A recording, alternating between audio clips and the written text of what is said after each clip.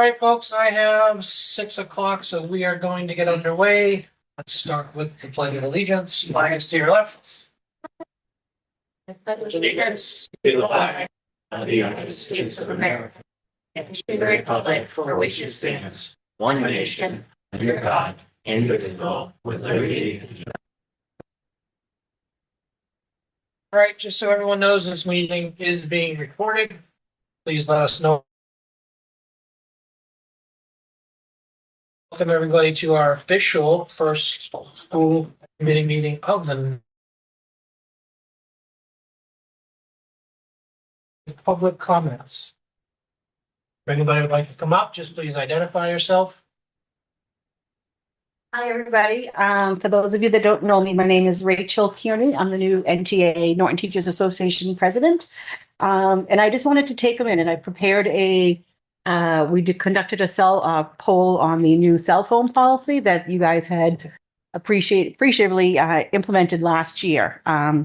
If you remember, we in the spring had asked the school committee to amend the handbook to officially require cell phones be put on the wall at the beginning of every class, and that's where they stay for the entire class. So I had just taken a quick poll, and I have enough pass out to everybody. So I'm very happy to say that so far it's going great.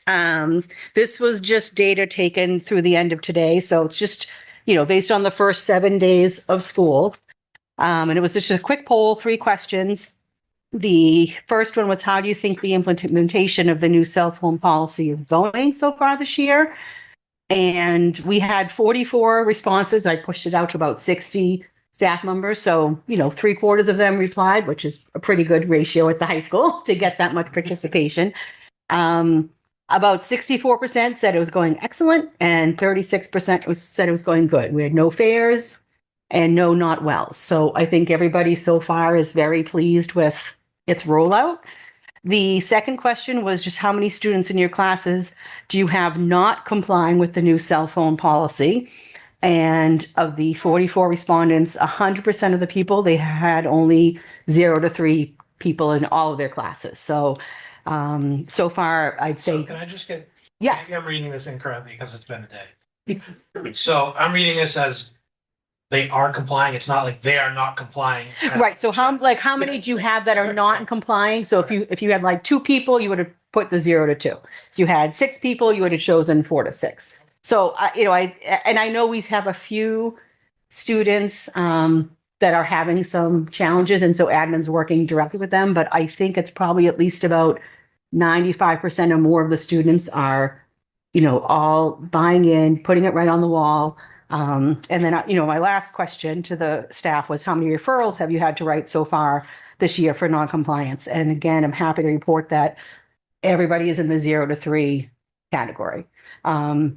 So I just want to sort of thank the members again. We really appreciate that you supported us in this request. And I'm unfortunately, I think, the only NHS teacher here tonight. I wish there were a few more, but I can tell you my personal experience is this has been, I was talking to my sister last night and I said, this has been the best first week I've had in about 10 years.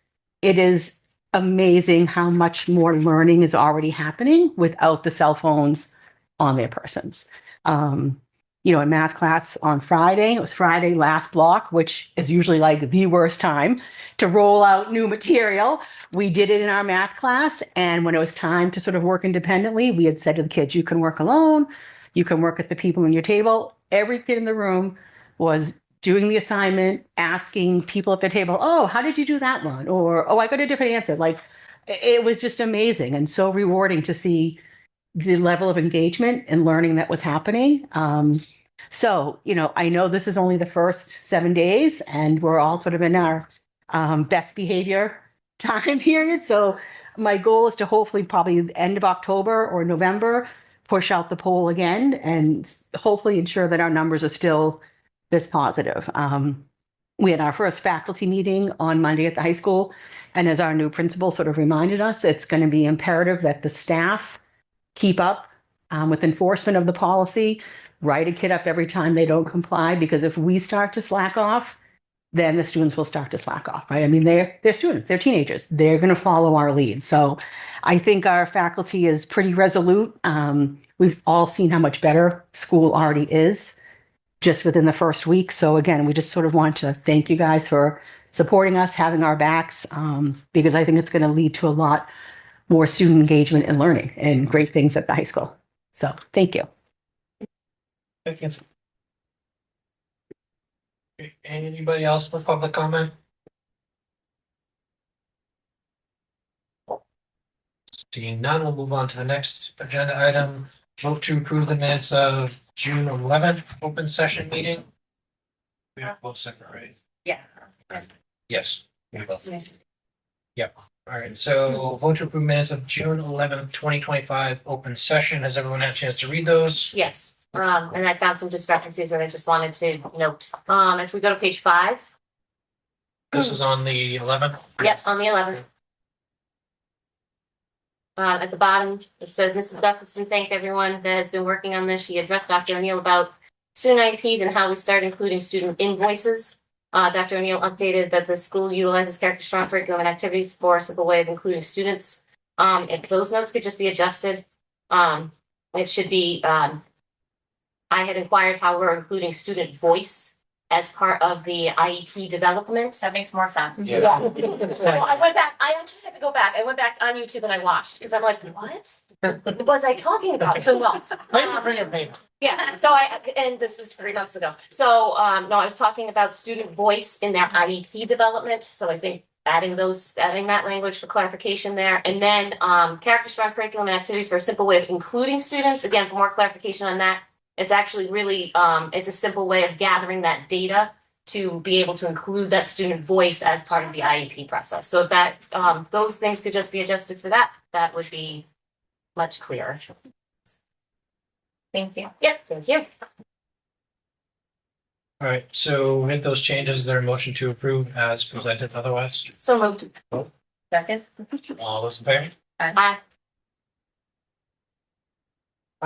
Next is vote to approve the meeting minutes from August 20th, 2025, which was our MASC workshop. Has everyone had a chance to go through those? Any questions, comments, concerns? As I said, I'm fine with the meeting minutes as written because it doesn't say anything there about public comments, but I do think we should add in my email that I sent to the committee and the admin, just defining exactly what public comment is and how it can be. Yeah, we can take that into the next meeting. Perfect. Can you just get clarification? Yes. Otherwise, vote to entertain a motion to approve the minutes as presented. So moved. Second. All those in favor? I didn't vote. One I abstain. went through that one on. Sorry, guys. Warrants, Mrs. Gill. I have reviewed and approved the following, can I read the ones that Audrey signed? Yep. I Yeah, can still read just that, enter the okay. public record. Okay. The school expense warrant, June 11th, 2025, $702,571.54. June 18th, 2025, $260,491.63. July 16th, 2025, $547,696.56. July 31st, 2025, $271,027.36. August 14th, 2025, $199,215.66. August 20th, 2025, $68,139.52. August 28th, 2025, $165,655.43. School payroll warrants, June 12th, 2025, $1,314,345.95. June 26th, 2025, $4,930,892.61. June 30th, 2025, $52,101.94. July 10th, 2025, $133,231.51. July 24th, 2025, $221,104.10. August 7th, 2025, $222,761.46. August 21st, 2025, $206,063.56. I've reviewed and approved those, which I have in public record. You. Take a breath. Next is our student reps with Leah and Benson. Hi everyone. We are looking forward to a really good school year. But I just also wanted to say what Mrs. Kearney was saying about the cell phone policy. It is going well, as much as I hated it the first day of school. The second day was also rough. But it's great. I do think in comparison to the past 3 years, for me at least, I think the classroom just environment and atmosphere has been a lot better. And I think most students have actually just forgotten that their phones were in the back of the classroom anyways. So it's going really well on that front. But from the high school, the senior class kicked off last year. Our last year on last Friday with the traditional senior sunrise breakfast, and we'll continue their celebrations tomorrow night on the senior cruise in Boston. With the first week of school complete, clubs are holding informational meetings and students are getting involved. There's a lot of excitement this year, especially as we welcome our new principal, Mr. Flanagan. There's nothing from the Norton Middle School at this time. Then from the Yell, at the Yell, we begin a new tradition to mark the first week of school, the fourth day of school for the fourth graders, and the fifth day of school for fifth graders. These celebrations gave us the opportunity to recognize our fourth graders for a smooth transition to a new school, and our fifth graders for stepping into their role as leaders. Activities included a 4-minute dance breaks throughout the day for the fourth grade, and for fifth grade, rock painting to highlight the theme that fifth grade rocks. Both days brought energy, fun, and community spirit to the building. The LGN is starting the year strong with new paras joining our Best One and Grit programs, as well as veteran teachers stepping into new roles. Their efforts have made our specialized programs welcoming, supportive, and joyful places for students to learn and grow. Students are settling into their classrooms with smiles, and the energy across the building is very positive. And then finally from the GCS. At the GCS, we launched a new master schedule this year designed to strengthen student learning and provide teachers with consistent planning time. Benefits include uninterrupted morning meetings, full instructional time for all special subjects, and an additional daily planning for specialists. Another change has been moving from our 4 to 3 lunch and recess periods, which allows some grade levels to share recess and lunch together. While it's an adjustment, teachers have already noted how helpful the new schedule has been for building consistent routines, especially around morning meeting. Staff will continue to monitor and adjust as needed, but the feedback so far has been encouraging. That is all for us. Thank you. Great. Thanks, guys. Any questions for them? Next, we have opening of school remarks with Principal Marty G. And And this is Principal Crawford. You gonna be on this side? I'll be honest. all right, you guys work this routine. Well, we're now in every school committee. We were in your last school committee. It's the place to be, Marty. It is. It really is. But we started off the school year again with our PTO chalking the walk for us. Just a nice way to come in at every entrance. The 2 entrances in the front from the buses, the back entrance from parent drop off, and just the little lines and things like that that they all put down. And we have our purple guys at the front and back to just kind of welcome the kids. So it was kind of fun. But this way to the best year ever. So last year I was telling you that we switched to Instagram, but again, just another new year, new beginnings, continue our ways to communicate, connect, and make Pay Nation community. So we're definitely continued that. And I always try to put a big picture together that kind of encapsulates what we've done during the week. And for this first week, the kids were really, a lot of our teachers kind of use these first few days to kind of build relationships, have that be a foundation to kind of everything else on top of. So before they start academics, they really want to get to know the kids, have the kids get to know them. Mr. Balawa went through and did some presentations as well. You want to touch on?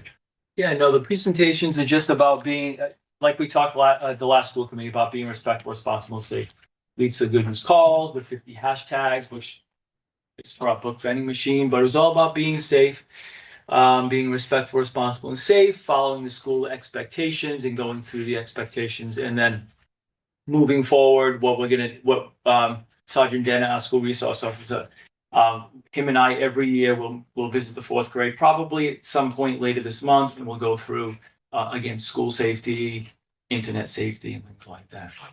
And then we'll touch on it in a little bit, but we're so happy that you're here, Positive Sign Thursday, and we've done a few good news calls already. And then, as Leah mentioned, we have our new tradition that I heard on a podcast that to celebrate fourth day of fourth grade, fifth day of fifth grade. And why, Mr. Blau?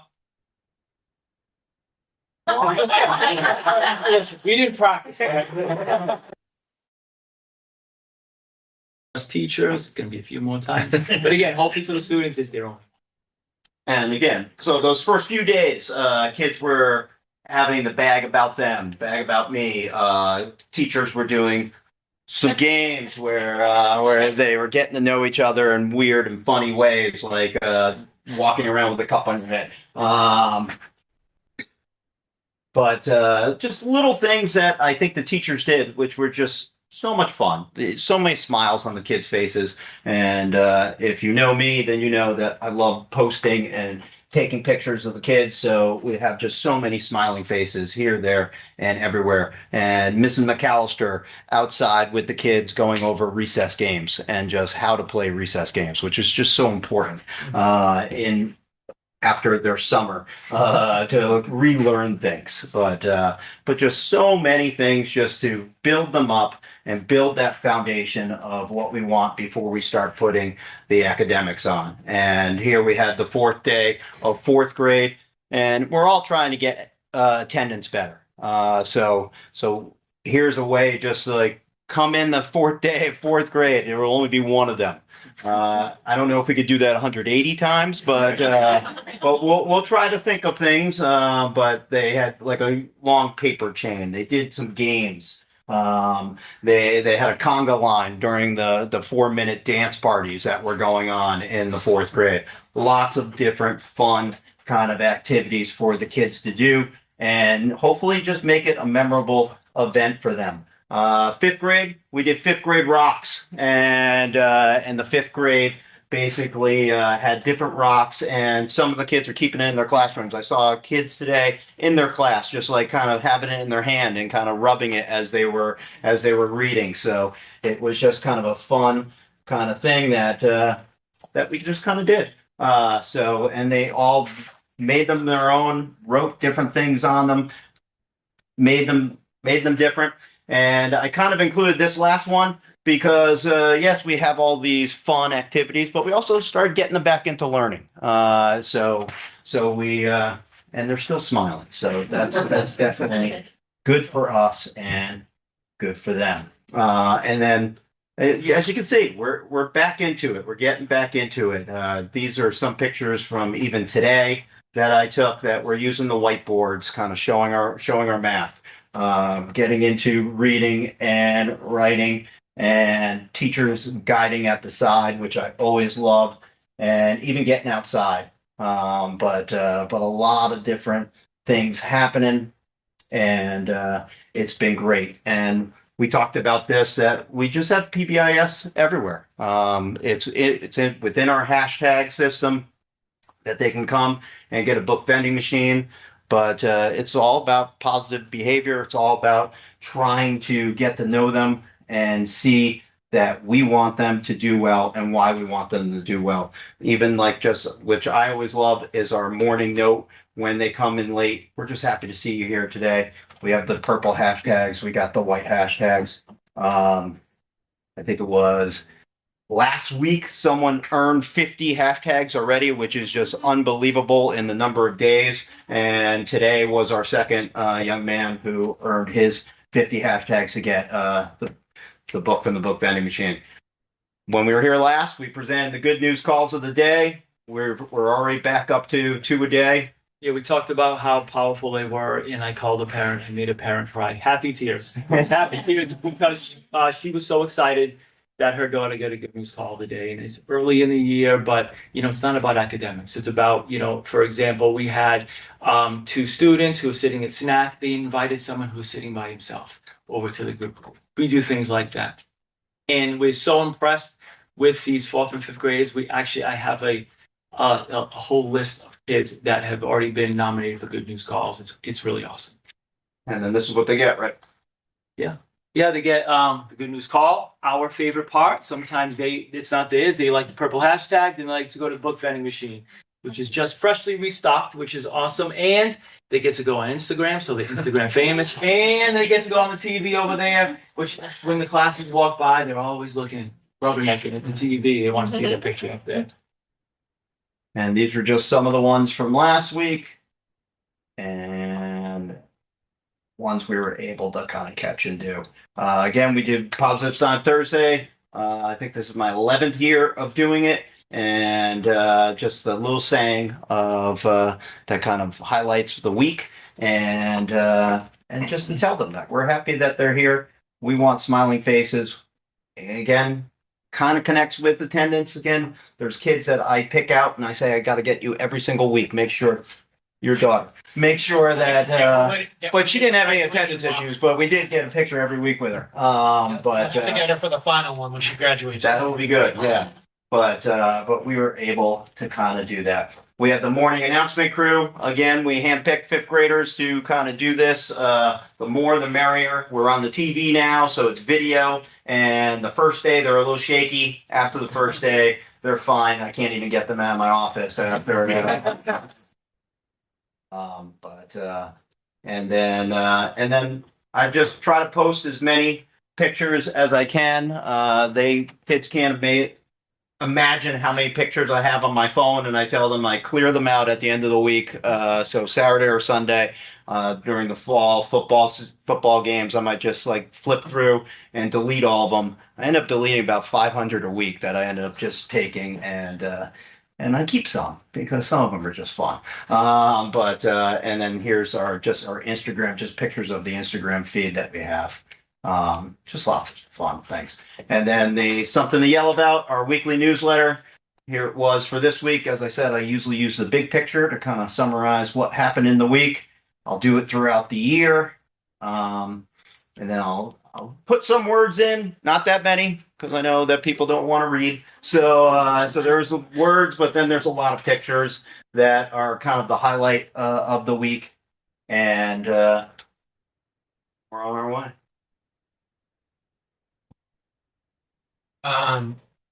I gotta say, I'm impressed every year with your engagement, and when you come to us with all this stuff, you seem like you're trying to one up yourself every year. Oh, I try. You know, and I appreciate it. You know, I know you've been here for a few years now.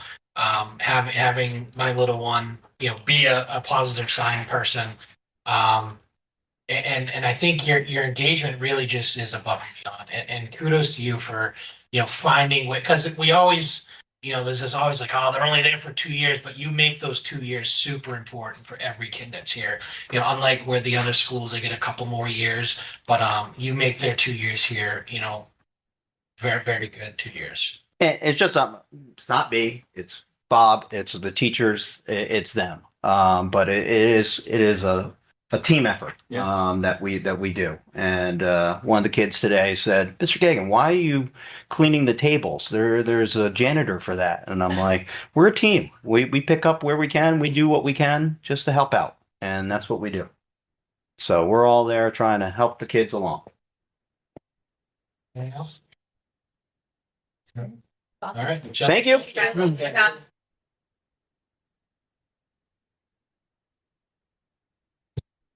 Going to delay item number 6 because it's not here yet. So next we're going to go to personnel update with Dr. O'Neill. Thank you very much. So tonight I have a few things to share with you. Number one is our recognition of service for staff members. On the first day of school, we recognized 38 staff members for years of service and dedication to Norton Public Schools. We had 11 staff members that were recognized for 10 years of service, 3 staff members for 15 years of service, 14 staff members had 20 years of service, 8 staff members at 25, and then 2 staff members, Mrs. Cindy Dennett, who is a grade 1 teacher at JCS, and Mrs. Kirsten Siddell, who is a kindergarten teacher at LGN. were recognized for 30 years of service this year. It's literally my favorite thing we do on the first day of school. It's so fun to see people come up and everyone gets a little Norton Public Schools pin. And it's crazy when you think about how time has just flown by. So thank you to, these 38 staff members who have been recognized for their work. I think it's also important to know that, excuse me, my goodness. This is all staff members, teachers, paraprofessional custodians, our minibus drivers, administration. Everyone is recognized for their years and dedication. So thank you to all of them. I also included for you all the retirement that I actually believe I did present this to you in June. So we had our list of retirees. And the other thing I shared with the committee is our staffing recap. So it really goes to show there's a lot of movement that happens over the summer. And I know that, everyone who works for us sees, Pam's email, we're posting for this position or we're posting for that position. The majority of those positions are backfills of retirement, resignations, non-renewals, staff members that may be taking a leave of absence for the school year. And then, of course, the domino game starts to happen. One person moves from this position to another position, and now we're backfilling for that position. So I always think it's really important for the school committee to see the positions that were posted and filled over the summer, and then the reasons why. So these are not new positions. I believe there may have been one or two para positions that were added due to student need and student IEP. And the other thing that I've shared with you tonight is the results of our exit interview questionnaire. So this is something that we've talked about these last few years. Do we do an exit survey for people who are leaving? And so, no, you guys don't? No. I apologize, my fault. I'll get it to you. Sorry. Tammy, that's my fault. It looks like this. Very pretty and colorful. So really it just says, why are you leaving Norton? How long were you here with us? What is your reason for leaving? If you're retiring, we're thrilled for you. Congratulations. Is it that you were offered a career opportunity somewhere else? Is it you're leaving to raise your family? Whatever those reasons are, tell us. We ask some questions about the compensation package. Do you feel that you have been compensated fairly for your work? How do you rate the benefits that we offer? And then how is our mentoring program, et cetera?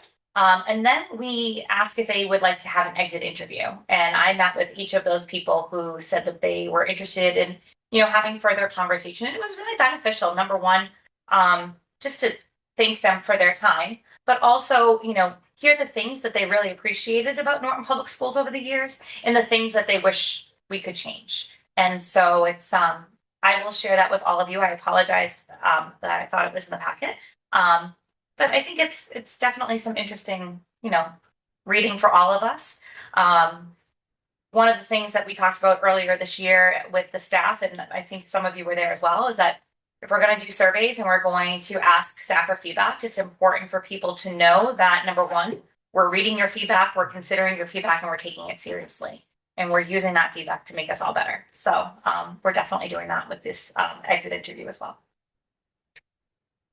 I mean, I guess we'll see it, but did you see any kind of common denominator with the exit interviews, or is it kind of multiple different? I would say if there was any common thread, is that often people feel that they may have more job security in other places. As we all know, our budget can be challenging. A couple of years ago, we laid off, a good number of staff.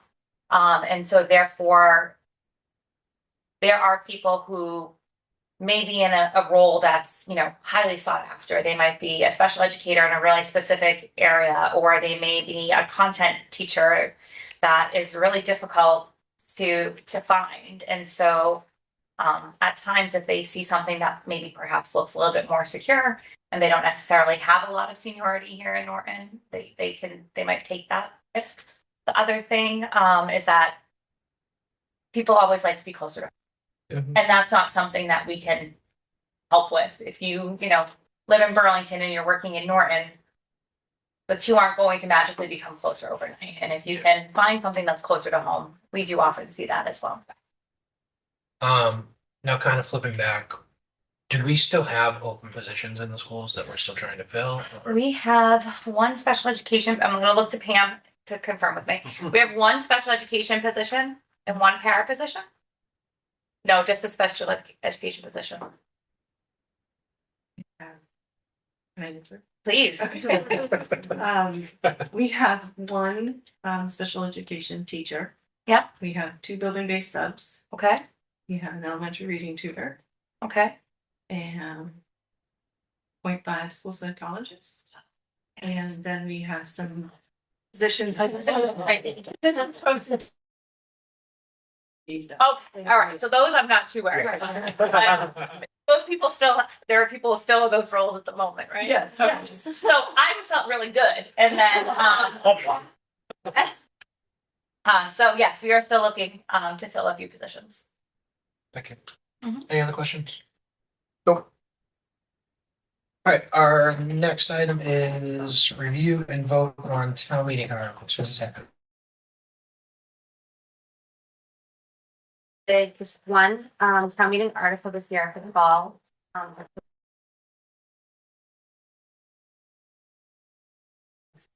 Phase of our MSBA project. Last fall, we requested an article for the schematic design, and this is the next phase, we get the funding for the Norton Middle School roof acceleration project. And so this article, we just got the amount in, so that's why it says revised there. It is for $9.9 million, $9,954,702. 55.63% of that is what could be funded up to by the MSBA. But we still have to ask the town meeting on the floor for the 9.9 million. Right? Big number.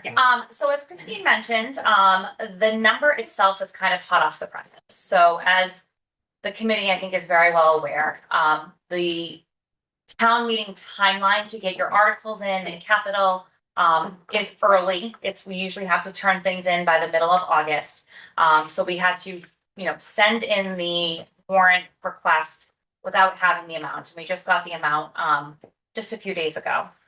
One of the things that we have asked, because number one, I think it's really important for the committee to feel okay about what we're putting on town meeting floor.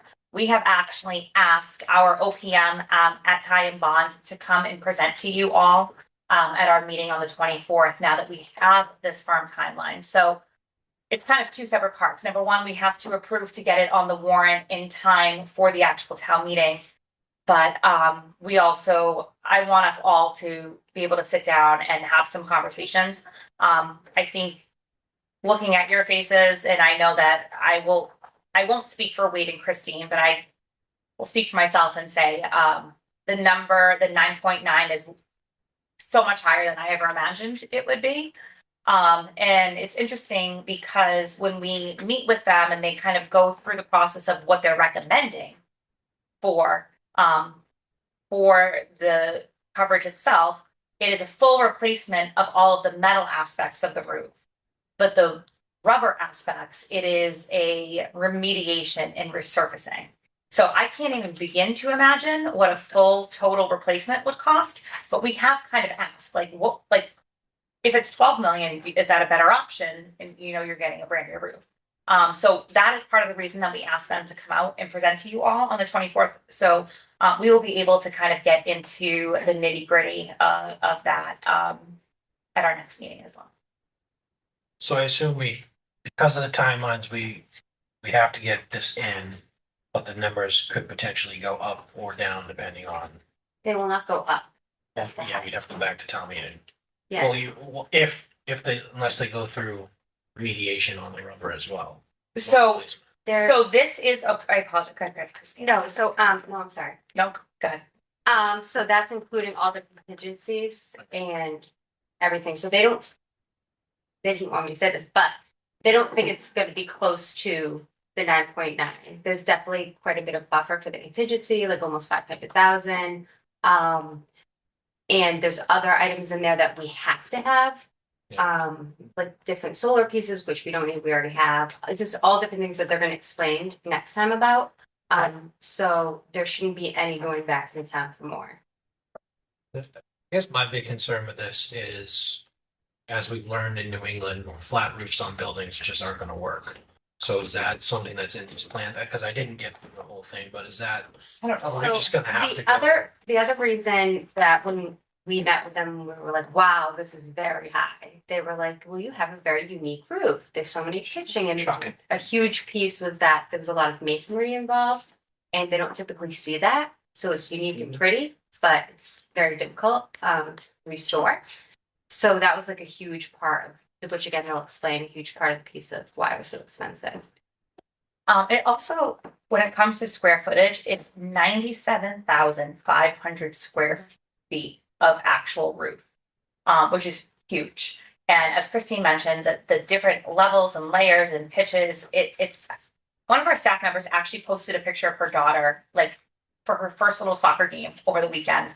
And it was funny because she was standing out back at Norton Middle School and you could see it behind her. And it was such a great picture. First of all, because her daughter's adorable, but number two, you could really see from that angle all the different heights and small little areas of roof. So it's not like they can go out and just lay down a giant piece of rubber. It's all these small intricate areas. And as Christine mentioned, because we're going through MSBA, there are components that need to be considered and included in the initial bid in terms of solar readiness. We've already had solar on our roof there and we'll never do it again. We have solar carports, which is the most that we would want to do as I think as a school community. We know the issues that we had the last time when we had solar on that roof. And quite honestly, I don't want to sign off to that. And I don't want to, speak for the committee, but I think we all know the challenges with that would happen. The other component is that this still has to go out to bid. So hopefully that once we get to that process where we are going out to bid, we'll see a little bit of competition when it comes to the actual cost itself. Yeah, I was wondering about that, about going out to bid, just because, under the jurisdiction of the NSBA, how much of that they actually kind of run the show for, if you want your money? It does go out to, I was gonna say kind of like pre-approved. Yeah. GCs. But it would still be Massachusetts is a little bit, so it would be the lowest qualified bidder. Yeah, so the OCAM would do it, and they have to, it's like very rigorous to be picked for the MSBA projects, so. Restricted.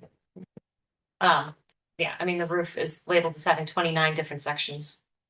According to this report, and so that's a lot of pieces. I have several questions for them, so I'm glad that we are meeting with them, because I was gonna ask, because I have a lot of questions that I'm sure you guys don't know the answers to. And a couple of things too, like, I understand laying the new roof over the old. I mean, I don't like the way that sounds, especially for this money. And then, like you said, there is the contingency. We have the $500,000 buffer. I mean, that's a little tight based on the 10% off of the value of the building. However, also looking at, there was the 220,000 asbestos added to the contingency, which again, there was no findings of this asbestos, so I think that gets potentially rolled in. But yeah, And with the buildings, the building was built in 1998, so shouldn't have any findings of asbestos, right? Theoretically. exactly, right. But that's still rolled into that current cost. Okay. Now, I know very little. I have a friend that knows a lot, and so the questions that I have do not really come from me, but I know that they're important because again, it's a lot of money, and so I want to make sure that we are definitely, especially now going to the town, asking for this. Yes, and and I think there's benefits and challenges to any type of large scale project like this, right? So the benefit is that going through MSBA is that you're looking at a 55% reimbursement rate, which is incredible, and it's really difficult to leave that on the table. If you weren't doing that, like, could you say, hey, we're going to do the gym roof this year, and then next year we're going to do the cafeteria roof? Like, potentially, does it save the community money in the long run? I don't know. So, I think the other thing is too, is, Christine is the finance person. I'm the superintendent. I was a teaching and learning person forever. Like, we get the OPM is the expert that helps us, and guides us through that process. And it's up to us to ask all the questions and say like, well, okay, explain this to me like I'm 6. Like, tell me what. And we had a lot of questions when it all came through to us as well. So I think having them come out, I think will be really beneficial.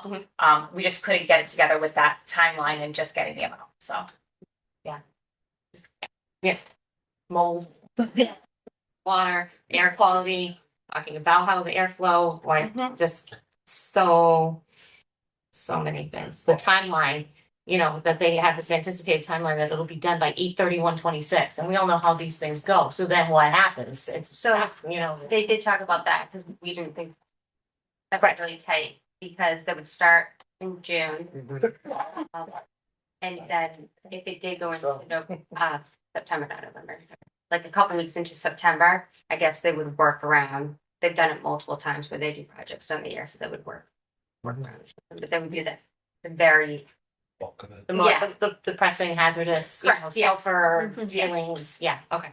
So historically, this roof has been a challenge pretty much. since the day Until the the moment. end. I don't want to say That's fine. I'll say it publicly. I honestly think, I'm just gonna be honest with you, when we try to present $9.9 million, even with 55%, and ask this town for $4.5 million after we said we're not gonna ask them for anything, they're going to say, get the hell out of here.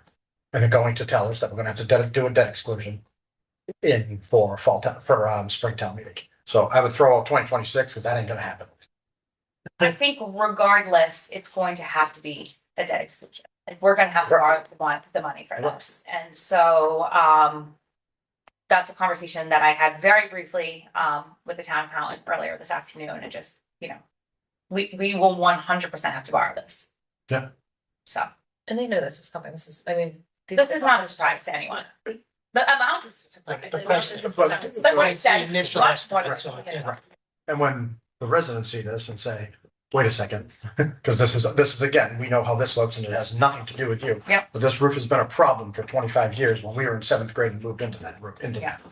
And we've kicked the can, we've drilled holes in the roof, we've Yeah. done some things over the years here that's not the fault of this administration, but I think we need to be out in front and ahead of those things, Yes. because a roof on a school building should last more than what we're getting out of it right now.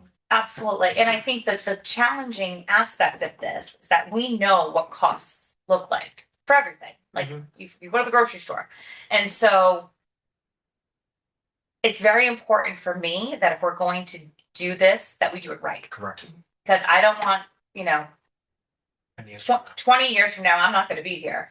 But I would like it to not be 10 years from now and for us to have a situation. So I think it's very important. And I think, Christine has heard me say this multiple times, like, I have significant concerns that I want to do this right.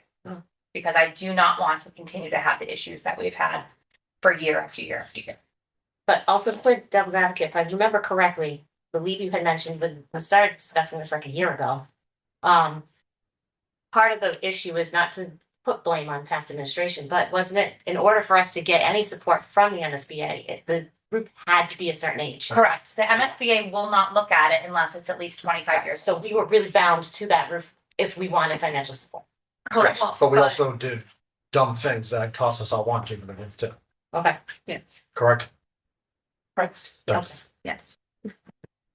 And my biggest thing is you're gonna go and ask these residents for a debt exclusion for a middle school roof of $4.4 million. When we know what just happened with the override and got absolutely crushed for $4 million. We better have a backup plan, because I do not see this thing going anywhere close to where we need it. All right, is that just the one? All Yep, just the one. right, so entertain a motion to approve the town meeting article as presented.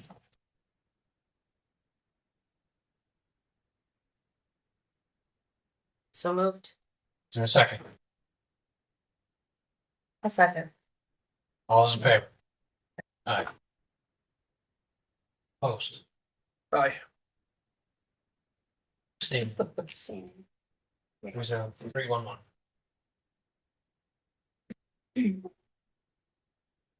Next is, You wanna? do I see Elijah sneak in? Yes, I do. No, nice. All right, we are moving backwards to item number 6, which is our student spotlight. Dr. Wright. Hey, Elijah, come on. I'm gonna take a few minutes to introduce Elijah Petrovich. Elijah is a senior at Norton High School, and over the summer, he developed something called 02766 Jobs, which is a website specifically targeted for Norton. So people that are living or working in the community can have a quick way to access jobs. And I thought this was incredible. And we saw you on the front page of the Sun Chronicle this summer. And we thought, well, wouldn't that be such a great way to start our years, to have Elijah come out and present to us? Elijah. Yeah. So right here is I have a few charts that show like how many people are on here. So this first chart's the number of employers since I started. So through 810 we got to about 40. 816 we got to 100. 822 we're at about 150 and right about now. So last time it was at 174. Sweet.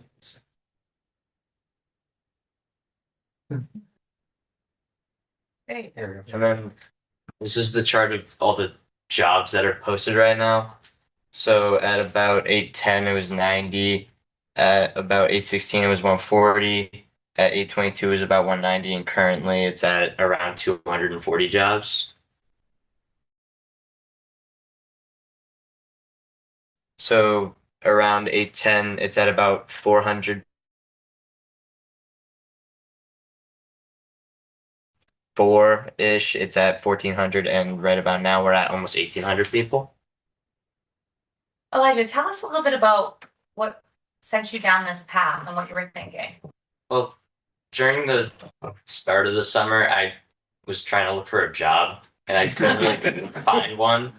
There was really nowhere that I could look for one, because Indeed didn't really have many Norton listings when I checked, so why don't I make one that's specifically Norton? Because it'd make it a lot easier to find jobs in Norton.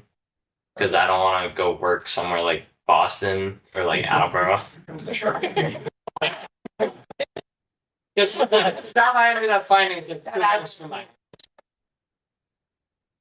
And so there are currently 240 open positions in Norton right now. Yeah, or at least that's what's on the website. That's not every current open job. That's just what's been posted so far. So I guess how did they come to you to post? Like, did they just email you and say, "Hey, I got a posting"? Like, how did you network with the businesses to like get this going? We had a Facebook page that we run that kind of showcased it, and then we went to Norton Neighbors and kind of posted about it. And then I have an Instagram, so like Fiesta reached out via email to ask to help post their jobs. So I went on Instagram to like show that Fiesta's hiring as well. So that kind of got attention. And then people can also just if you go to the website in the corner, it says post a job for free. So I actually was on this site and I saw a couple that piqued my interest, but unfortunately they haven't worked out. But it was a great tool. I mean, having been in the job search not that long ago, this would have been great to find something a lot closer to home than I am now. So kudos to you for just kind of seeing a problem and making a solution for it. What has the feedback been from job like companies, like people that are looking to fill these roles? It's been pretty Employers. positive. Like at the start, I kind of had to like go in person and go to these companies, and a lot of them were really on board with it. They're really enthusiastic about it, and they really like the idea. Yeah, because I mean, you're doing it. They're advertising for free. It's amazing. Do you get paid for doing anything? Nope. Really? 100% free. Good for you. Have you thought about how you can monetize this? No. Did you find a job? Yes, I did. Where are you working, Elijah? I work at Camp Finberg down the road at the Y. Hey, it is 2 minutes from your house. And not Harbor. 2 more miles, that would.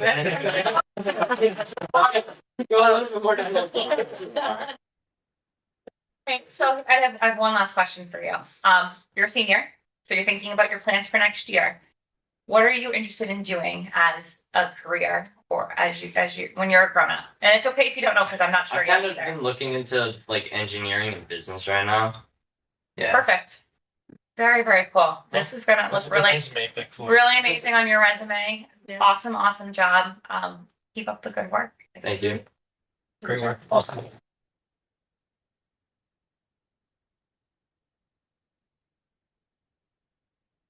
All right, moving back in order to review and vote on the capital improvement.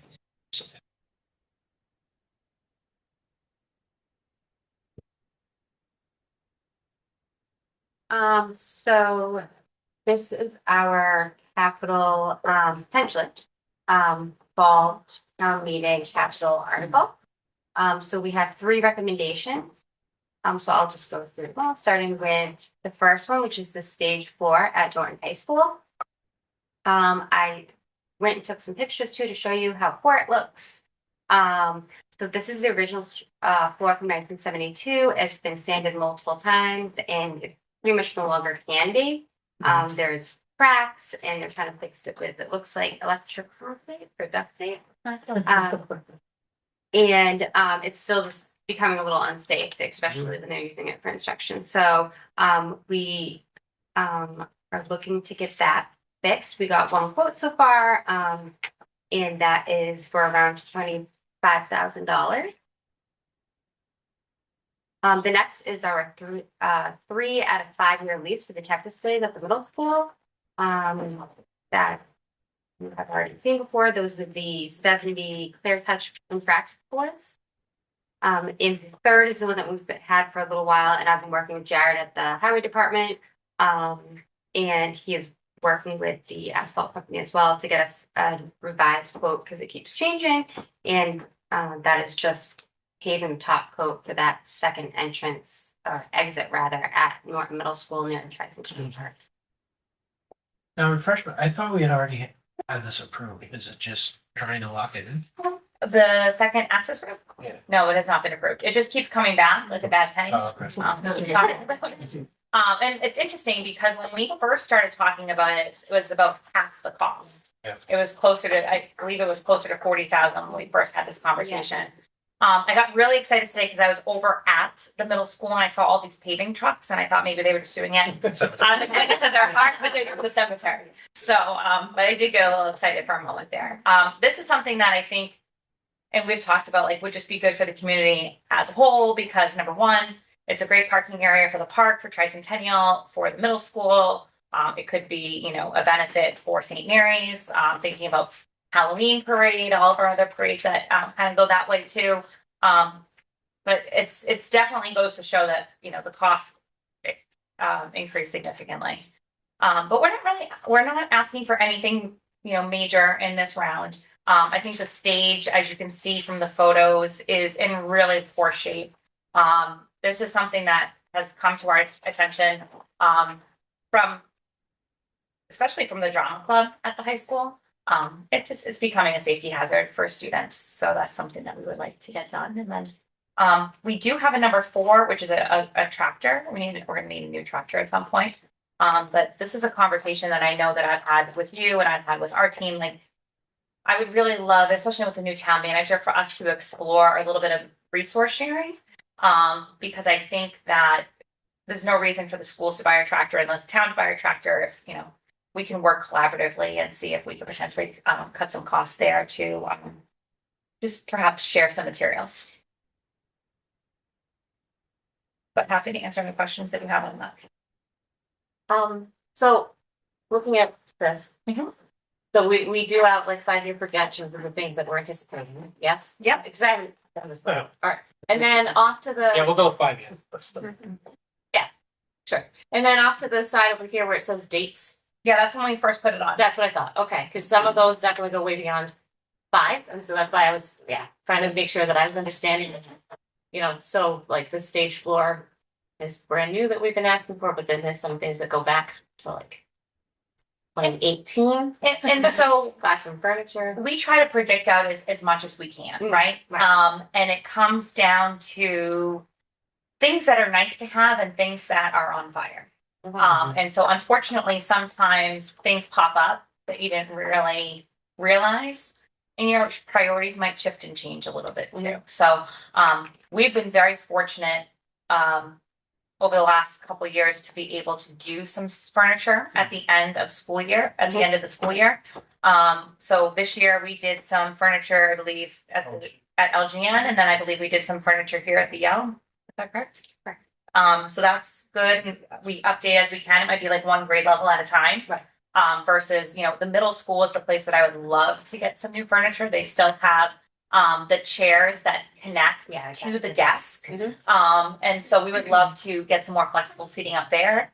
But there are definitely things that need to happen. The generator is something that went on in the last year or so, simply because on the west side of town, there are often times where we'll have a good storm and the power will go out, and the way that JCS is set up with the central core and the units, there's not a lot of light that gets into certain parts of the building. So that one gets, that moved up on our list as well. And so, and then you can see, so the classroom furniture, the tech displays, those are things that we've been doing over time. And then the athletic floors, you look at them and say, oh, we could probably wait another year. We could probably wait another year. So the can gets kicked a little bit. Oh, I'm sorry. Did I say? I just have a question about the generators, because that was on our list last time. I'm saying that was more priority.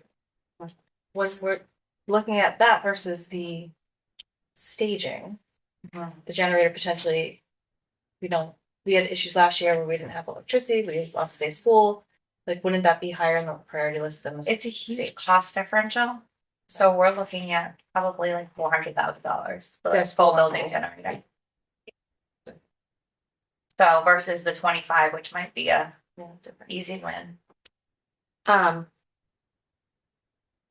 a theater person. I'm all, and I see those pictures on the stage floor. However, I don't know if we looked at the different avenues of what to do about that. So like, I know that a lot of like the school stages in general were never really ever built great. So, again, I use Swansea, I'm sorry, but Case High School, I believe, opened in between 76 and 79. So roughly around the same time.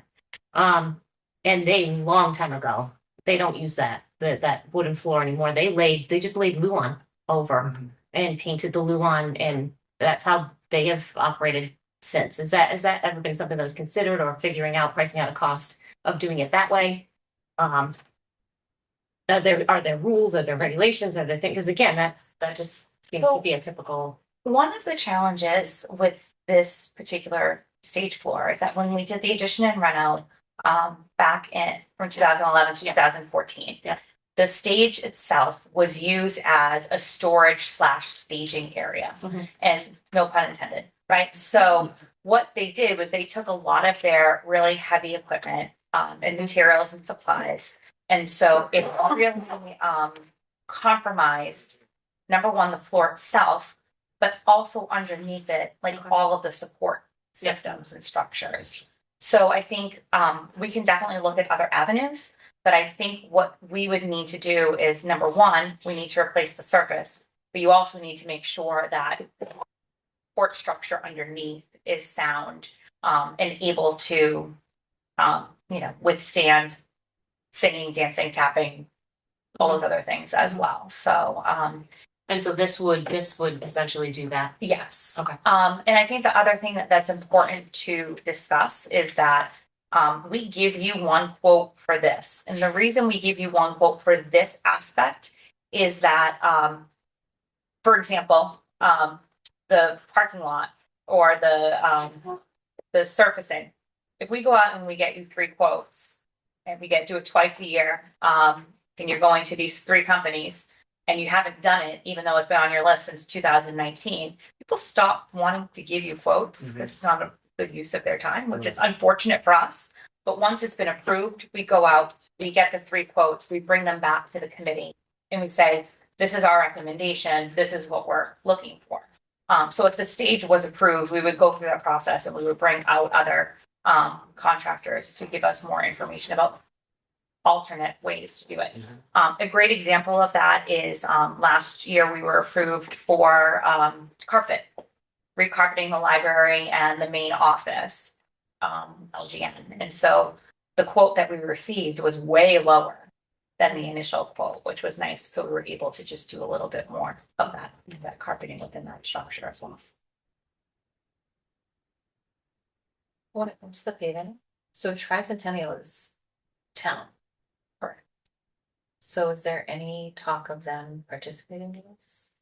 I probably will see Jared this week. So I will touch base with him. I think it's really just because we've talked about it's kind of a shared Area. capital item.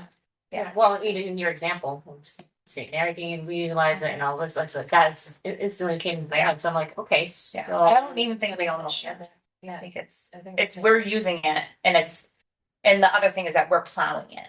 So because it's an access road for Norton Middle School, we take care of the sanding and the plowing during storms and it's gravel. So it gets more challenging, because you've got tons of potholes and it would be better.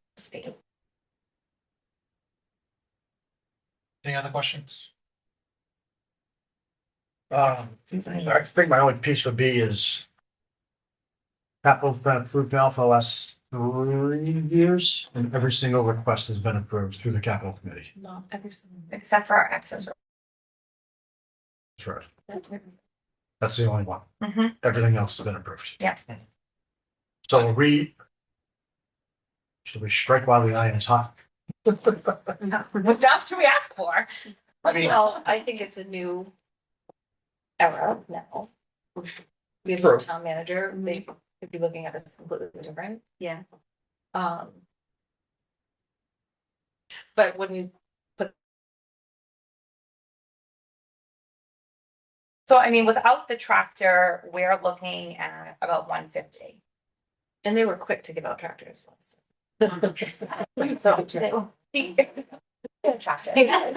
So they there's things we can share for sure. Well, and I think that's our point. Like, I don't want us, like, yes, we need a new tractor. We're like, but I think it might, like, seeing it on our list, it might push the conversation a little bit more for us to say, like, if we don't need to spend $80,000 to buy a tractor, that's great. Give us the other three and we'll call it, but Yeah, because we struggled for years to get stuff through capital and to your Yes, point, agreed. the last few years they've been, generous because there has been, the vision and, like when I was back, it was always like, it seemed like capital was clogged with, loan payments, which to me, I always was kind of like, why are we, it shouldn't be a loan payment, like, because you're locking yourself into 5 years of what that payment is. And, I always kind of struggled with that because it was a lot of big equipment for other departments that, I don't think should have been here, but I never obviously won that argument. But yes, I mean, they've been generous, but we've also been, we're not going, playing all of our cards at once, but I mean, we've made strides. And there was for years, there was always the high school floors or whatever. I mean, there was stuff that had been on there for 10 years. That we like the fire panel at the middle school, which is now Oh, yeah. beautiful and doesn't beep and all done. It's so nice. Yeah, I didn't know if it was worth exploring, again, saying, hey, we're gonna do middle school furniture as well. We know, that free cash has been certified from last year and now again this year, which is significantly higher than the 2 to 3 million we usually get. So, I mean, that's where the capital money comes from. It comes from, I think it would be kind of beneficial to us to have like, kind of break it down as like the need to have, wish to have, want to have, that type of Well, thing. we did that. Yeah. We have that. So, and that might be worth a conversation as we get closer to when you start capital, just say, all right, maybe we can push off the tractor, but can we substitute middle school furniture? Yeah. that was one thing. Yeah, we could even swap out. Yeah, the same amount. Yeah. I mean, I just look at when I'm looking at capital with we'll throw the technology out because we're kind of locked into that one. Yeah. An access road, a tractor and a stage floor. We're not really helping our students all that much, with the exception of the drama. You know what I'm saying? So it's like, where can we kind of find that? Hey, like I always try to do it in like a three-pronged approach. Like, yep, your facility's gonna need something, let it be, the driveway, whatever.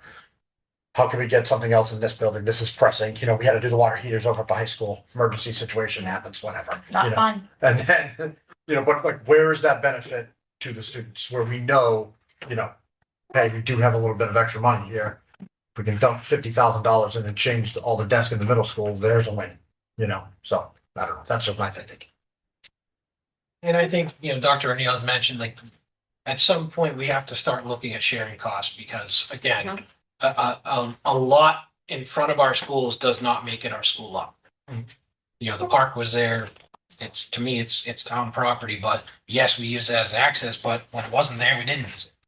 Just so happens that We only had one way in and one way out. reconfigured it, and now it's like, you're struggling to say, how does this parking lot help the middle school students? It doesn't. It helps them get out of school faster, but it helps the town because the I would town. also argue that it's a safety thing for police and fire when it, like, if, God forbid, there was an emergency that people needed to access the middle school quickly, like, it's going to be able to get. Yeah. People Because the there. one that runs along the tennis courts, I don't think I've ever seen any type of equipment. You can't get through there. Yeah, so back on Oak. Yeah, no way.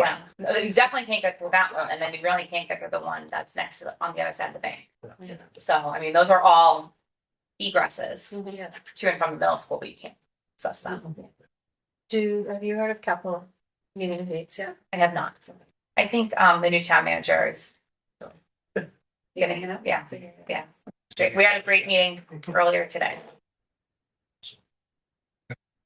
Right, so entertain a motion to approve capital improvement plan. So moved. Second. All those in favor? Right. Thank you. Opposed? Sorry, I can't see anybody else. Sure. I know it's weird. All right, next is review and update on student handbooks. Dr. O'Neill. Well, I apologize for bringing something to you after our student handbook for approval, but over the summer, we had new Supreme Court legislation that was passed. That is Muhammad versus Taylor, which held that parents were entitled to opt their children out of specific curriculum based on religious beliefs or objections. And so with this ruling, we need to make sure that we are following this ruling and the Massachusetts regulations that have been updated since then. So basically what happened, I have the guidelines here from MASC General Counsel, and then I also shared with you the language here. So basically what we've added to each of our handbooks, and you have it in the draft elementary, middle school, and high school. It says consistent with Mass Regulation 603 CMR 26.05. The Norton Public Schools, through its curriculum materials, encourages respect for the human and civil rights of all individuals, regardless of race, color, sex, gender identity, religion, national origin, or sexual orientation. In accordance with the district guidelines, family may request information from the building principal on available accommodations related to curriculum content. So prior to this, families were able to opt their children out really only for sex ed. For human reproduction. But now families can ask to see more specific curriculum information, and then if they would like their child to not participate in a specific lesson or book, they can request that. So we have set this up that requests go to the building principal. So any request that comes to a teacher will go to the building principal. The building principal will sit down with Brian and get the information that is pertinent to the family as needed.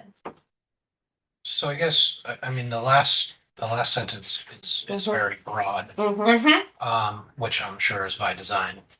So I guess my question is, I assume this is more like, I don't want to say reading and writing, but like you can't opt your kid out of learning Algebra 1, theoretically, right? Well, I would say it Unless they can come probably up with a doesn't pretty have good to do with your religious beliefs.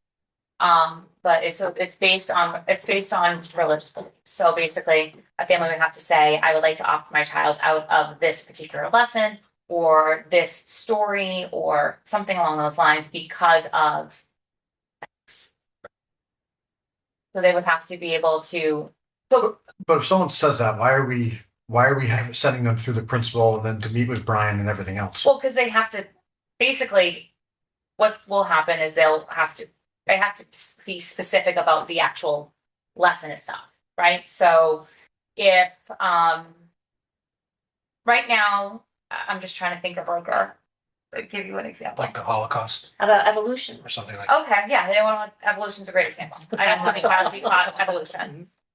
So we'll be like, okay, well, evolution in general, or is there a specific like we would have to look in the curriculum and we would have to figure out where that's going to happen because they're not going to opt out of, all of 8th grade science because we're teaching about evolution. Like it would have to be specific and it would have to kind of I just quite honestly, I feel like the teacher should be responsible for teaching and that let the administration handle the parent concern. If a family or a parent wanted to opt out of something that's like a graduation requirement, then would you have to like find something else to fill in? Like if it was part of like ELA or something that, like. I would hope that we would be able to replace it with something else. Right. Because all the legal guidance that we have talks about the fact that they have to say like this is because of our religious beliefs. So we would have to have that conversation with them. Okay, like let's it's always great to have a conversation with somebody and like explain to me your concerns. Let's talk about this. And we would have to, see if there's a way that we could sub something out. I agree about the broadness of it. Especially as we're talking about looking at policy and how we are, trying to really rein that in. And so that now we're putting just a really broad statement that I just feel like, and I know the that guidelines from legal counsel. and I know that. I just feel like it's opening up a can of worms. And then like, it says building principal and available accommodations related to curriculum content. So like, have we considered yet some ideas of what those available accommodations look like?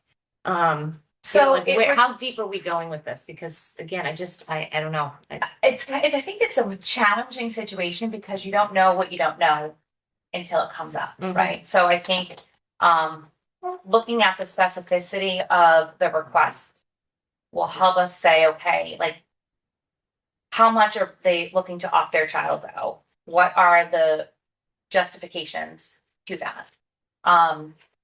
And what do we have that could replace? We don't have educators to be teaching separate lessons to students when their parents are deciding to opt them out. Right. So that could be, okay, you're going to read this text instead in another place you might be sitting in the back of a different classroom that is not learning about X, Y, or Z, or you might be sitting in the library with a librarian, or you might be sitting in the office. It's not a punishment, but we don't have teachers to teach separate curriculum. But then we could argue that now, if we go back to the beginning of this statement, we're encouraging respect for, regardless of race, color, sex, gender, identity, religion. So now are we then contradicting ourselves by now segregating that child removing that child, so I would argue that we're not segregating. Well, or removing, but again, so we're pulling them out, we're doing this over here. But the lessons are occurring for everyone else. But are we creating some sort of loop here? No. I think the lessons has to occur for everyone else, and we're not changing the curriculum based on parents' requests. Well, so that's something that the parent is choosing. Yeah, I think on its face, it's the parent's belief system that is creating that potential segregation of that student. And so nothing the schools are doing. And I bring this up again because this is not necessarily new. So for any teacher that has, educated a child who is a Jehovah's Witness, there are definitely major accommodations that need to be made in those scenarios. So this is not something that has never happened before. And so, so I'm just trying to make sure that whatever we are saying yes to and we are agreeing to is just not going to create a domino effect that then we are trying to scramble out of, if that makes sense. Yeah. So just looking at this from just experience, from just teacher knowledge, just knowing how these things go. And I understand law is law, and we have to abide by that, and so I get all of the nuances of it, but I just feel like this is. And I think another, I'll call it a fear, is we're putting a principal in Bryan. Which, that makes sense instead of obviously teachers, but you're putting them in a position. Are they the ones who get to choose what is and what isn't a real religious belief? No, I mean, I think we would have to. I think every situation will be unique. And that I think that's why you have legal counsel, number one. You sit down, we have a conversation. What can we do to adjust this parent's request? I can't imagine that someone's gonna be like, I don't want to take algebra 2 and this is why. But I think that people Well, are going I guess to be what if that does happen? then Like- we'll have to figure. Well, and I think that's the hard part, right? We can't go down the rabbit hole of like, well, if this, then that, right? Because I would literally do nothing else. All day Well, long, that's right? just fear, like. And I think we'll have to take each situation and, we're a whole team of people. So we would get everybody in the room and say, okay, guys, let's talk through this. We would get legal counsel on the phone and say, this is the situation we see here. What are your recommendations? But I think at this point, what we need to do is we need to share with families that they have the right to request more specific information about our curriculum, which is nothing that we've ever hidden before. Like we share things with families all the time.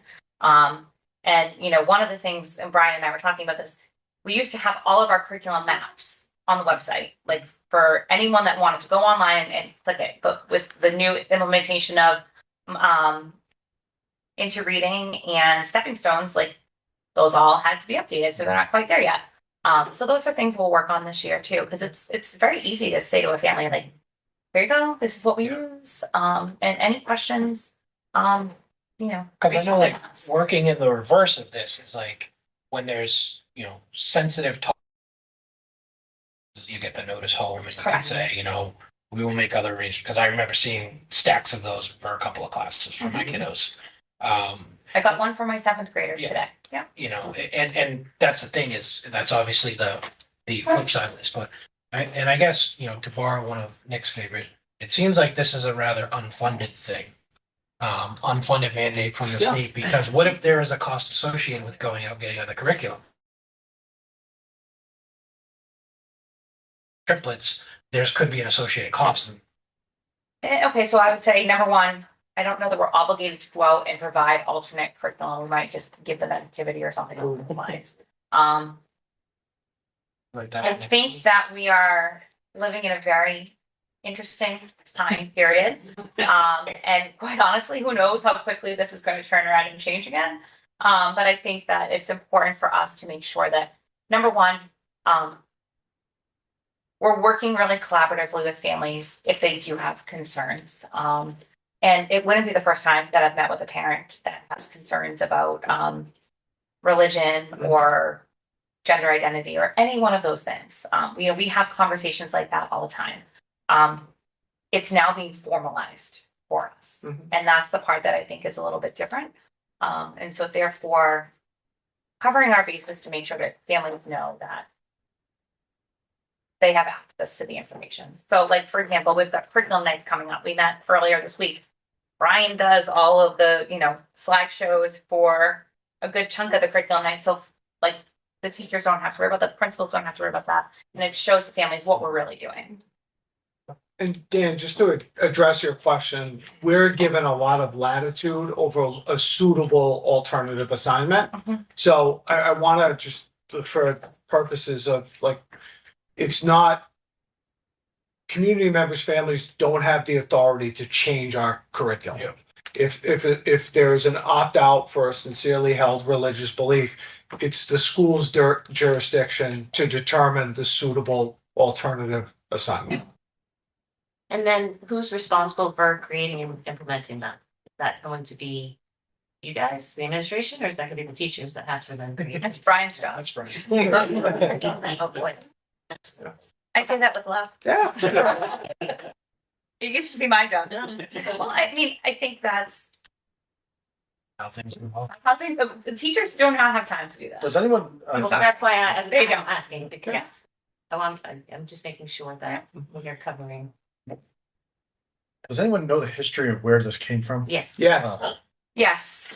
When we talk about Lots of can of worms. Yeah, I'll send you the case law. Okay. It's very exciting reading. That's the case. I love case law. All right, any other questions, comments, concerns?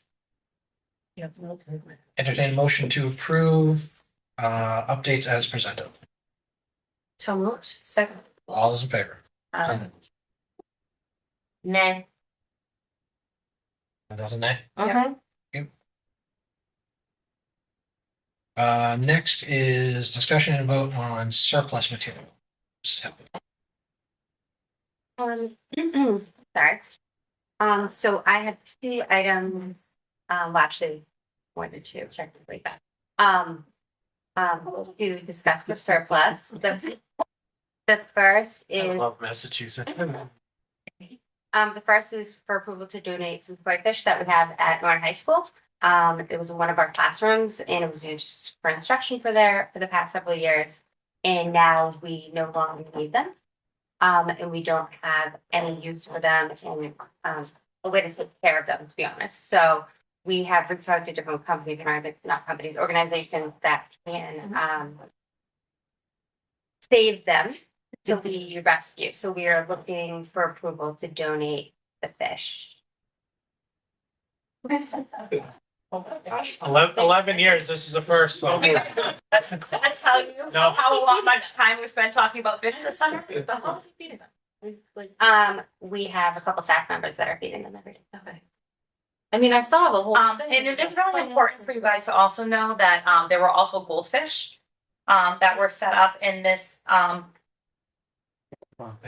enclosure, and the goldfish have all been rehomed to other classrooms within Norton High School. And it was funny because This is a lot of fish. taking care of goldfish is not quite as labor intensive as it is taking care of koi fish. So a couple of our special educational classrooms took them on. Some of our science teachers took them on, and it's a great way to do it. But we just don't have the capacity to take care of the koi fish at this time. Yeah. Yes.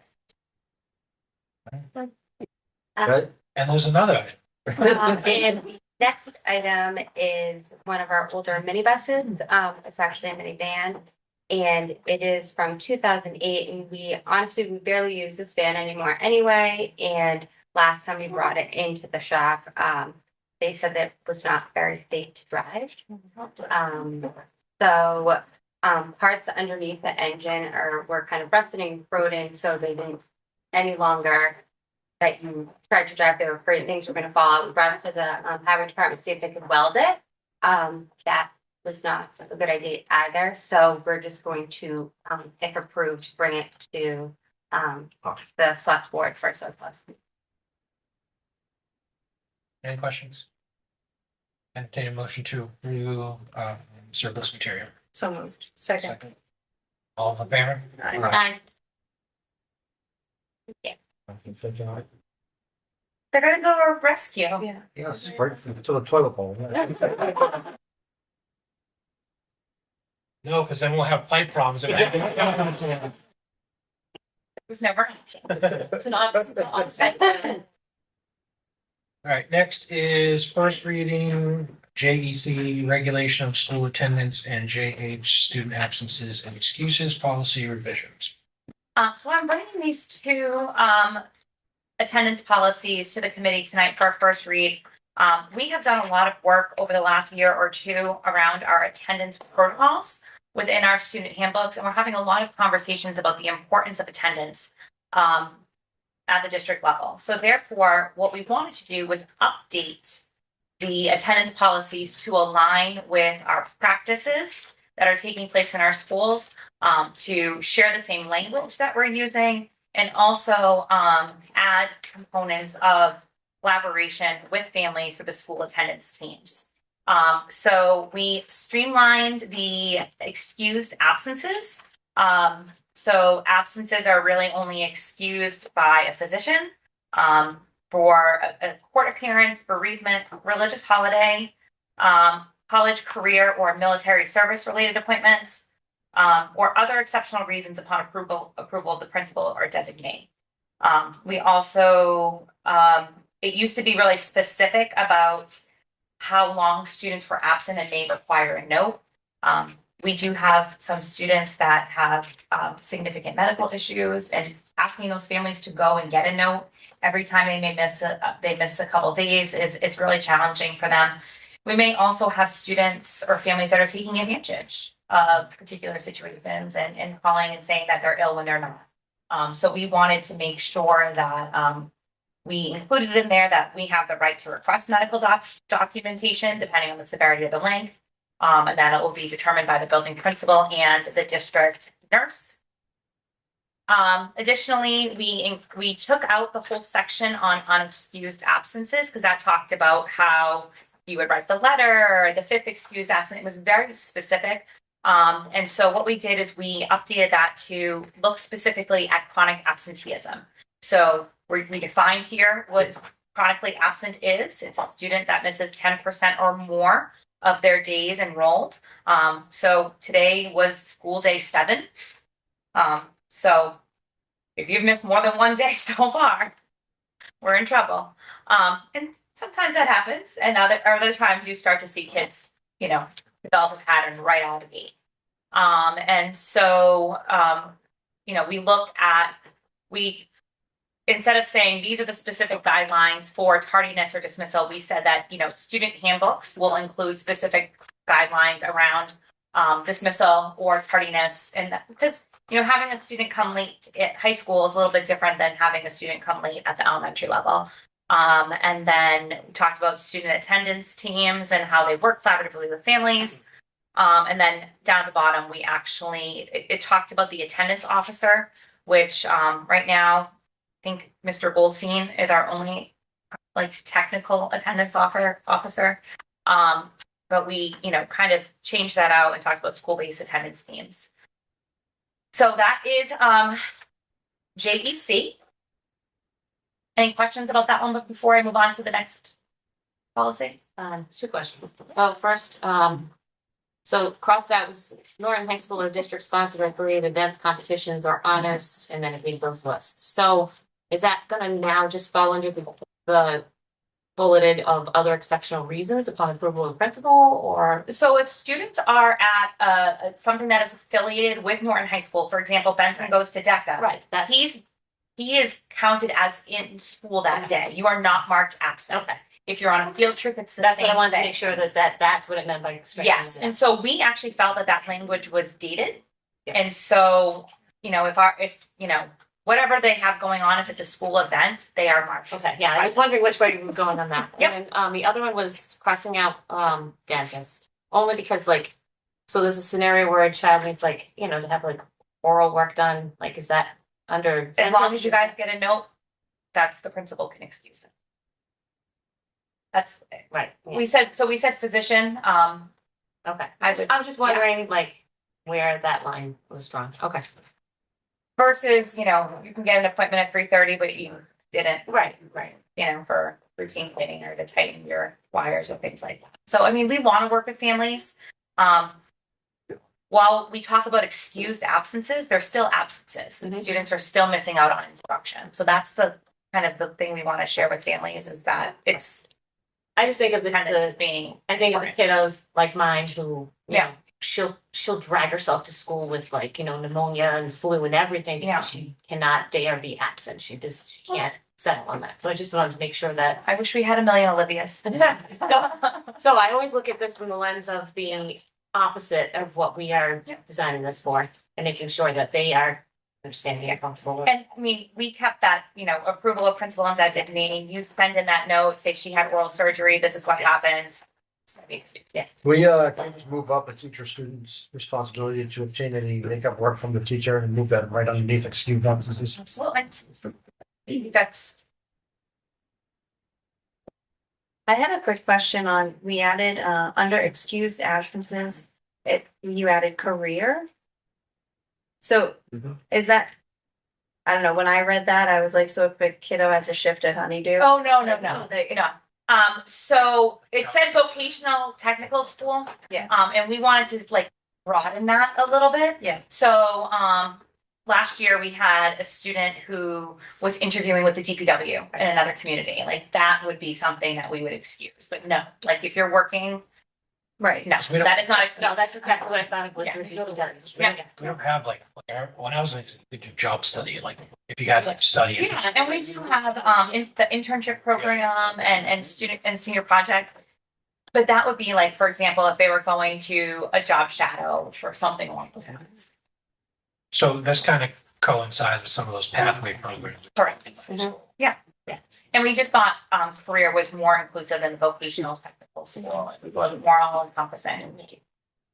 Who, what are we thinking with the building-based attendance teams? So each school has a building-based attendance team that's made up typically of the building principal, the nurse, usually a counselor, and then depending on the individual student, they're going to discuss other staff members. And so really that comes down to, hey, we're really concerned about Johnny. Today's day, 36 and he's missed 15.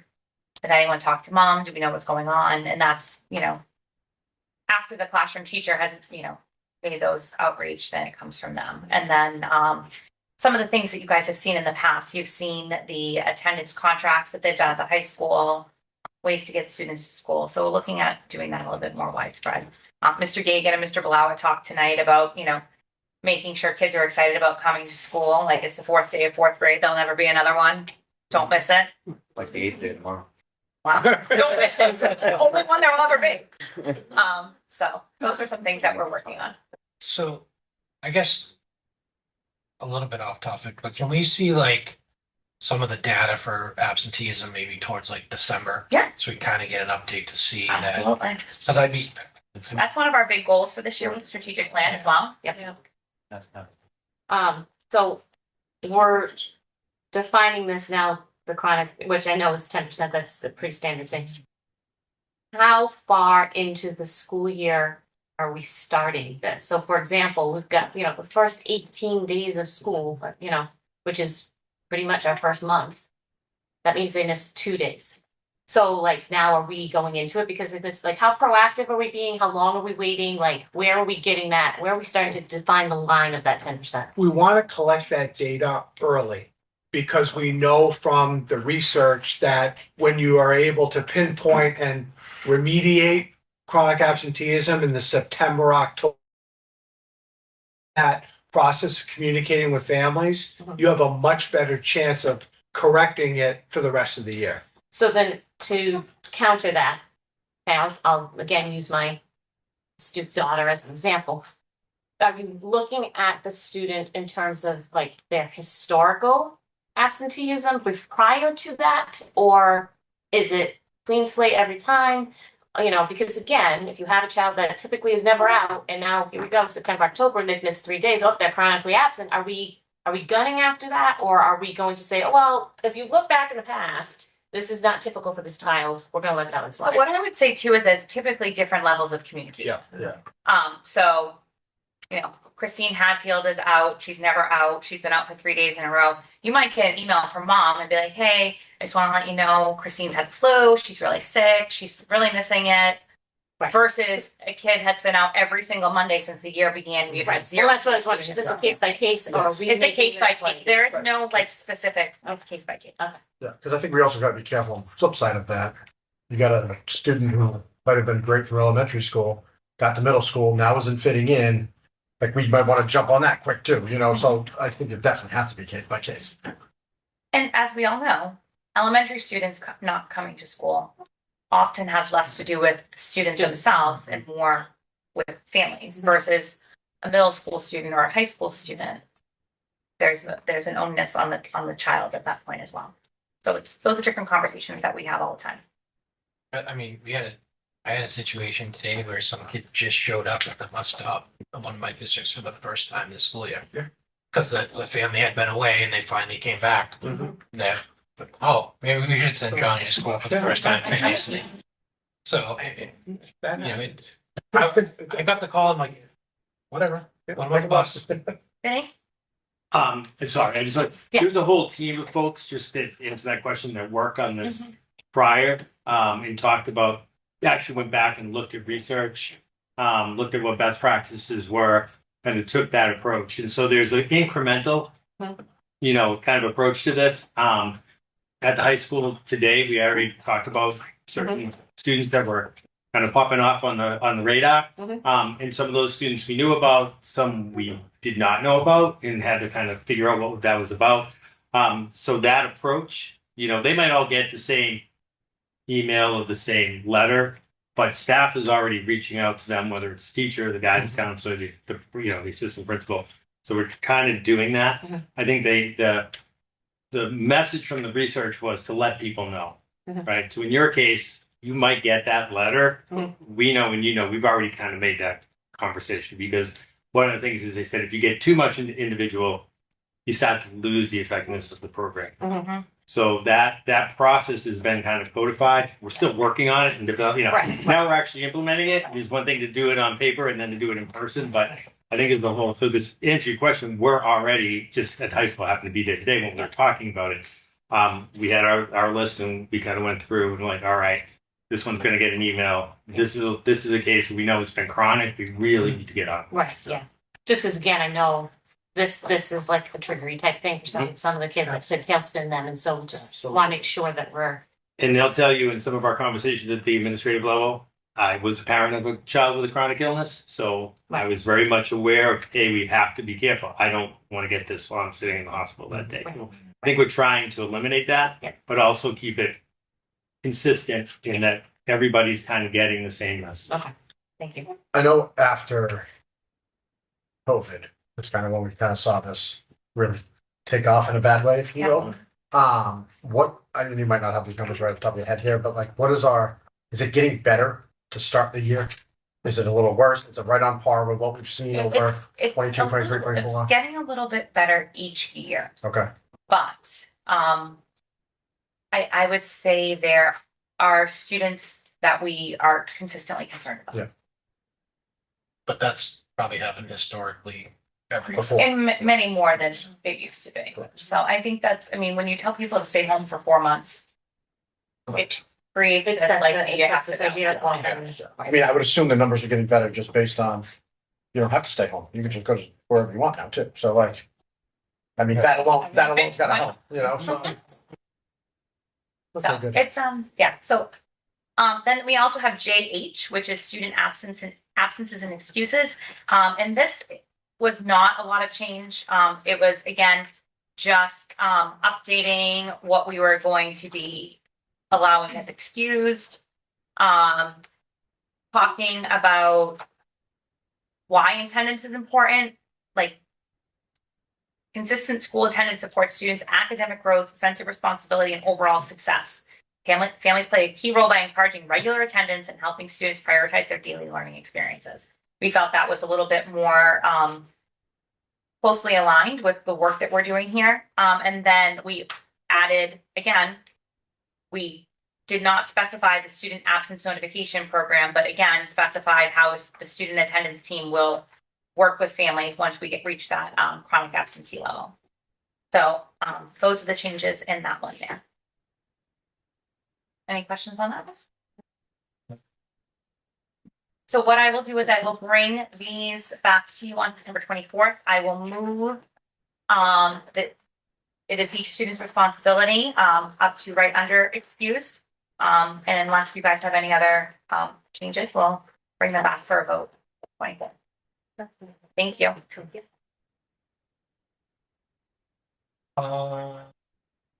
Last item, or second to last, other business topics not reasonably anticipated 48 hours. Nothing on my end. Anybody? I just had a question about how the buses are doing so far. I know we have a lot of like construction going on in town and seem to have like delays here and there, but overall, busing seemed to be okay. Yes, there was a situation today with the Southwestern, I think, area, and near Parker Court, I think it is. And the buses we were told that the buses could go down. There was a sign there. There was an officer there yet, or he wasn't at that end. So the sign was located to make it quite simple. The sign was located in the middle, and the bus couldn't get around it. So even though we told them that they could go, and then we talked to the officers and people called, they couldn't unless they physically got out and moved it. They couldn't. So, but we've been in contact with like parents, police, and everybody today, and it should be set for the rest of the week. I live down on Southwester and there has just been a ton of construction for months. Right. Yeah. Yeah. That's the way I would usually go to school, but now I have to go around to the center of town, so it has just been. Yeah. With them making you go around. Traffic just invisible, like from Yeah, outside. Yeah. I was wondering. Yeah. Yeah. Yeah. And it's, I mean, we do the best we can with the communication that we have from the town side of things. Yeah. And, they've been pretty good about letting us Yeah, they've know, been which has great. been great. Yeah. But it's, we didn't know that the bus couldn't get down until families were reaching out. So that's, Always fun. we don't know either. So. The only thing I had was the strategic plan and the release of that.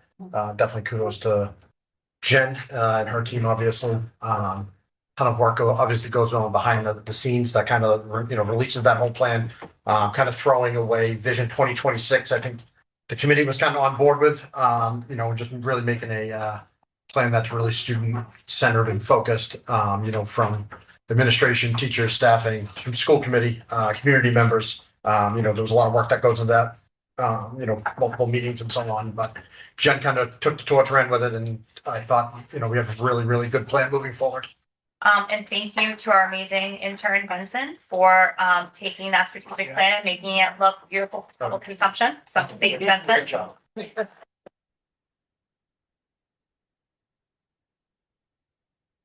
Anything else? Nope.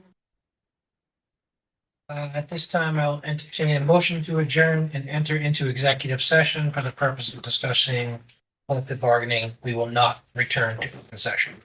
So moved. Second. Mrs. Gustafson. That's an aye. Nick. Yes. Yes. I'm also yes. Thank you. Thank you, everybody. Have a great night.